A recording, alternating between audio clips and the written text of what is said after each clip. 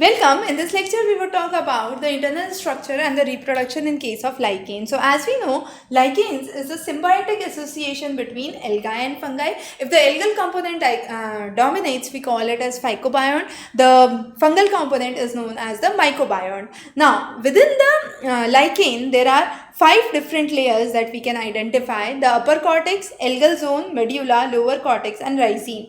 Upper cortex has hyphae which are at right angle to one another.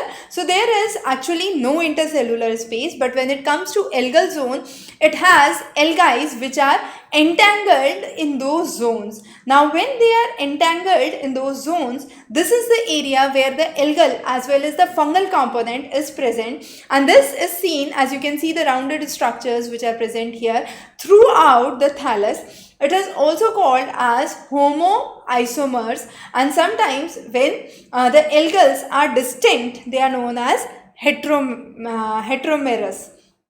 The next part is medulla, which is the main or the center part of the thallus and has loosely woven fungal hyphae which are present. The next part is lower cortex. Here we have compact fungal hyphae and they are perpendicular to the surface. Finally is the rhizome, which is the lowermost part, and this is the part which attaches to the substratum.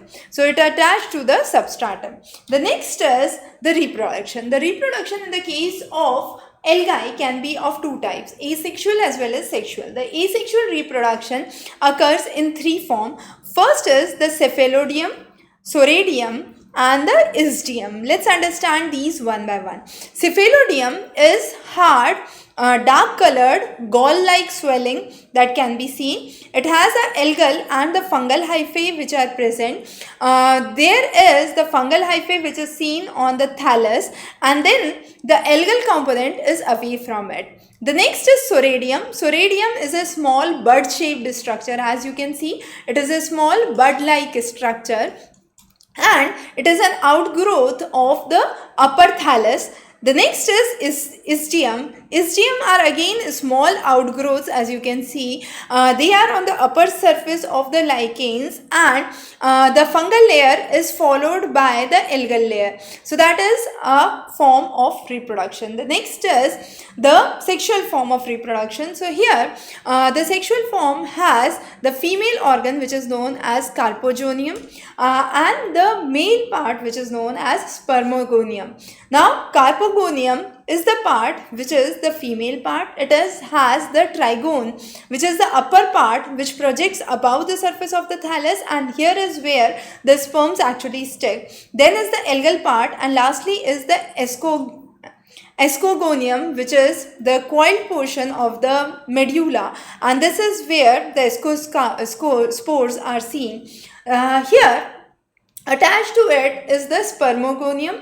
Spermogonium, there is a small opening which is known as ostial, and spermatia, which are the non-motile cells, finally having a fertile hyphae on the side. Now this sperm attached to the trichogyne, and when they attach to the trichogyne, which is a little elevated portion of the carpogonium, they form the ascospores, which are haploid spores which come in contact with the algae to form a new lichen, and this is present in the sac which is known as ascus. Now once the fertilized ascogonium is seen, the terminal binucleate cell is seen to have fused with the ascus and form a diploid nucleus which forms 8 haploid daughter cells. So 8 haploid daughter cells are formed as a result of it. Now ascospores are usually haline.